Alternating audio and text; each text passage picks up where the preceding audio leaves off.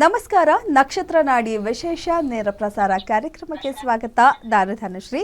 ಇವತ್ತಿನ ಕಾರ್ಯಕ್ರಮದಲ್ಲಿ ರುದ್ರಾಕ್ಷಿಯ ಮಹತ್ವವೇನು, ಯಾರು ಧರಿಸ್ಬೋದು, ಅದಕ್ಕೆ ಯಾವ ಕಾರಣಕ್ಕೆ ಧರಿಸಬೇಕು, ಸಾಕಷ್ಟು ಸಮಸ್ಯೆಗೆ ರುದ್ರಾಕ್ಷಿ ಧರಿಸೋದು ಪರಿಹಾರ ಕೂಡ ಆಗಿದೆ. ಹಾಗಾಗಿ ಅದರೆಲ್ಲ ವಿಚಾರಗಳ ಬಗ್ಗೆ ಮಾಹಿತಿಯನ್ನು ತಿಳಿಸ್ಕೊಡ್ತಾರೆ. ಜೊತೆಗೆ ಏಪ್ರಿಲ್ 25ನೇ ತಾರೀಕಿಂದ ಕಲಾವಕಾಶ ತುಂಬ ಕಡಿಮೆ ಇದೆ. ಜ್ಯೋತಿಷ್ಯ ಶಾಸ್ತ್ರದ ಕ್ಲಾಸಸ್ ಶುರು ಆಗ್ತಿದೆ. ಸ್ಕ್ರೀನ್ ಮೇಲೆ ಕಾಣುವಂತಹ ನಂಬರಿಗೆ ಕರೆ ಮಾಡಿ ನೀವು ಜಾಯಿನ್ ಆಗ್ಬೋದು. ಇಷ್ಟು ಹೇಳಿದ್ರು ಕಾರ್ಯಕ್ರಮದಲ್ಲಿ ತುಂಬ ಜನಕ್ಕೆ ಡೌಟ್ ಇದೆ. ಎಲ್ಲಿಗೆ ಬಂದು ಕಲಿಬೇಕು, ಬೆಂಗಳೂರಿಗೆ ಬರಬೇಕಾ, ಅಲ್ಲಿಗೆ ಬರಬೇಕಾ, ಇಲ್ಲಿಗೆ ಬರಬೇಕಾ ಅಂತ ಕೇಳ್ತೀರಾ. ಖಂಡಿತ ಎಲ್ಲೂ ಬರೋ ಅವಶ್ಯಕತೆ ಇರಲ್ಲ. ನೀವು ಮನೆಯಲ್ಲೇ ಇದ್ಕೊಂಡು ನಿಮ್ಮ ಮೊಬೈಲಲ್ಲಿ ಒಂದು ಝೂಮ್ ಆ್ಯಪ್ ಮೂಲಕ ಕ್ಲಾಸಸ್ಸನ್ನು ಅಟೆಂಡ್ ಮಾಡ್ಬೋದಾಗಿದೆ. ಆ್ಯಂಡ್ ಹಾಗೆ ನೀವು ಮಾತ್ರ ಅಲ್ಲ, ಕುಟುಂಬ ಸಮೇತದಲ್ಲಿ ಕಲಿಬೋದು. ಜೊತೆಗೆ ಏಪ್ರಿಲ್ 11ನೇ ತಾರೀಕು ಫ್ರೀ ಕ್ಲಾಸ್ ಇದೆ.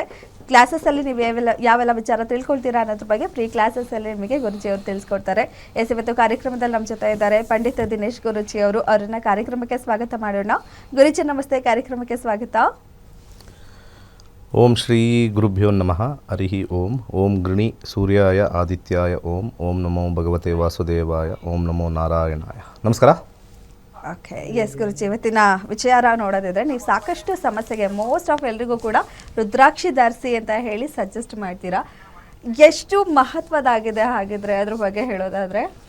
ಮೊದಲು ಒಂದು ಮಿಸ್ಕನ್ಸೆಪ್ಷನ್ ಇದೆ, ರುದ್ರಾಕ್ಷಿ ನಾನ್ ವೆಜ್ ತಿನ್ನೋರು ಹಾಕೋಬಾರ್ದು ಅಂತ. ಹಾಗಿದ್ರೆ ನಾನ್ ವೆಜ್ ತಿಂದ್ಬಿಟ್ಟು ಮೋಸ ಮಾಡ್ಬೋದಾ? ಕರೆಕ್ಟ್ ಅಲ್ವಾ? ಹೌದು. ನಾನ್ ವೆಜ್ ತಿಂದ್ಬಿಟ್ಟು ಇನ್ನೊಬ್ಬರ ದುಡ್ಡು ಹೊಡಿಬೋದಾ? ನಾನ್ ವೆಜ್ ತಿಂದ್ಬಿಟ್ಟು ಇನ್ನೊಬ್ಬರ ಆಸ್ತಿ ಕೈ ಹಾಕ್ಬೋದಾ?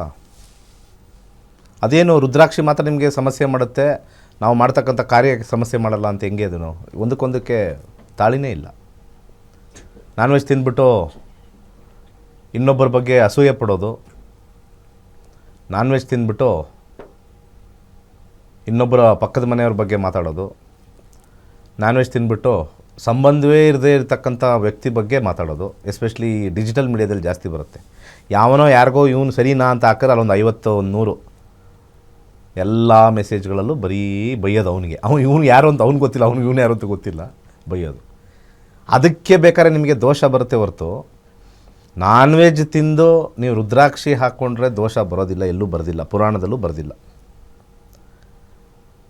ನಾನ್ ವೆಜ್ ಅನ್ನೋದು ನಿಮ್ಮ ಆಹಾರ, ನಿಮ್ಮ ಹೊಟ್ಟೆಗೆ ಆಹಾರ, ನಿಮ್ಮ ರುಚಿಗೆ, ಬಾಯಿಗೆ ರುಚಿ.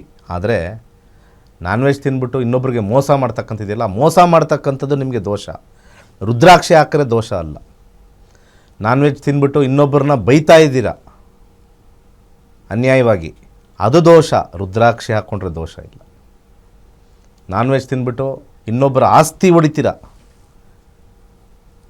ಅದು ದೋಷ.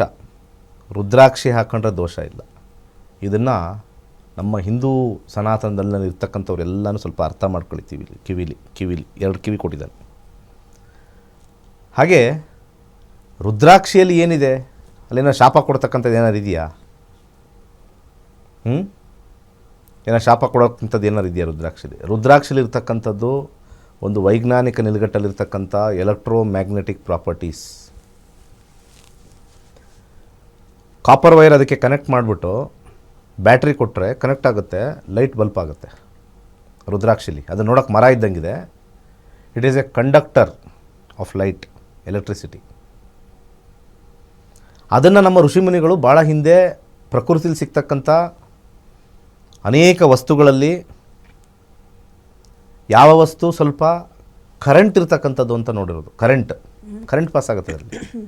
ಏಕೆಂದರೆ ಮಾನವನ ದೇಹದಲ್ಲಿ ಕಾಂತಿ, ವಿದ್ಯುತ್ ಕಾಂತಿ ಸಂಚಾರ ಮಾಡ್ತಾ ಇರುತ್ತೆ.